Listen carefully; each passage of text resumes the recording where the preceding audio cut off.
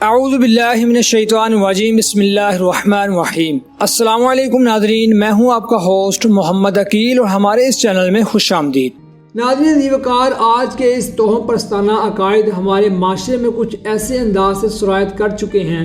کہ آج کے اس ترقی یافتہ دور میں بھی ہم کالی بلی کے راستہ کاٹنے یا دودھ وغیرہ گننے کے عوامل کو بدشگونی سے تعبیر کرتے ہیں۔ لیکن حیرت کی بات تو یہ ہے کہ ان توہم پرستانہ عقائد کی جھلک مغربی معاشرے میں بھی دیکھنے کو ملتی ہے،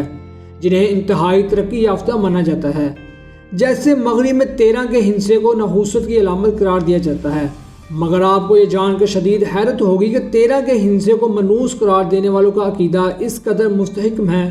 کہ مغرب میں بہت سی عمارتوں، ہوٹلوں اور منزلوں کا نمبر 13 ہی نہیں ہوتا۔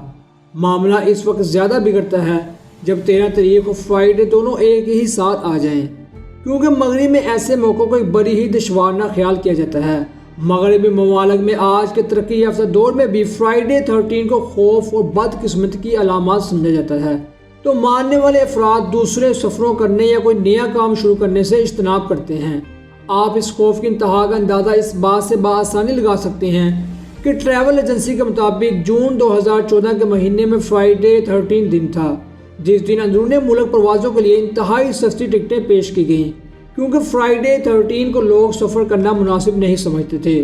مگر اس کی جانب سے انتہائی سستی ٹکٹیں پیش کی گئیں۔ لیکن ان سب کے باوجود اس میں فضائی سفر کرنے والوں کی تعداد نمایاں کمی واقع ہوئی۔ لیکن اس میں افسوس کی بات تو یہ ہے کہ امریکہ کی معیشت کو تقریباً 800 سے 900 ملین ڈالر کا نقصان ہوا تھا۔ لیکن اس بات سے جڑی ایک اور دلچسپ بات یہ تھی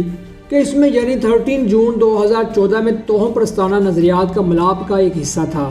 کیونکہ اس پر جون کی 13 تاریخ تھی اور یہی 14ویں کا چاند سب ایک ہی ساتھ یکجا ہوئے تھے، اور اس دن بہت سے توہم پرستانہ عقائد رکھنے والوں نے پورا دن ہی گھر پر گزارا تھا۔ اور جبکہ ایسے موقع پر سن 2000 میں بھی یہ رونما ہوا، اور جب فرائیڈے 13 پر آسمان پر مکمل چاند روشن ہو چکا تھا۔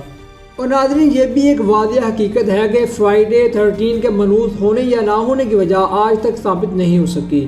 لیکن کچھ لوگ اس کی وضاحت یوں پیش کرتے ہیں کہ 13 کا حصہ ایک نامکمل اور بے قاعدہ حصہ ہے،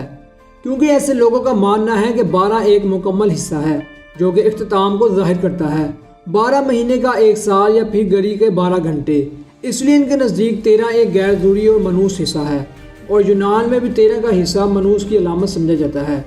اور یونان میں رات کے کھانے کی ٹیبل پر 13 لوگ اگر موجود ہوں تو یونانیوں کے مطابق ان میں سے ایک شخص ایسا ہے کہ جس کی موت واقع ہو سکتی ہے۔ اور جبکہ برطانیہ میں سزائے موت کے قانون کے خاتمے سے قبل اس روز قیدیوں کو پھانسی پر لٹکایا جاتا تھا۔ دوستو، اس باتوں سے اندازہ لگایا جا سکتا ہے کہ آج کی ترقی یافتہ تہذیب میں یہ نمونہ سمجھا جاتا ہے، اور کیونکہ ان میں سے کچھ لوگوں کو پورا چاند خوف میں مبتلا کر دیتا ہے، اور ان کا کہنا ہے کہ جس میں پورے چاند کی مقناطیسی کشش پانی کو اپنی طرف کھینچتی ہے اور اختلاط کی کیفیت پیدا کر دیتی ہے۔ اور بالکل اسی طرح سے ہمارے جسم پر بھی موجود مادہ پر بھی چاند اثر انداز ہونے کی صلاحیت رکھتا ہے، جس سے انسانی کی نفسیات، کیفیت اور صحت متاثر ہوتی ہے۔ بہرحال ناظرین، یہ سب توہم پرستی ہے جس سے ہمیں بچنے کا اسلام درس دیتی ہے۔ جیسے اکثر ہمارے یہاں لوگ سفر کے مہینے میں شادی بیاہ نہیں کرتے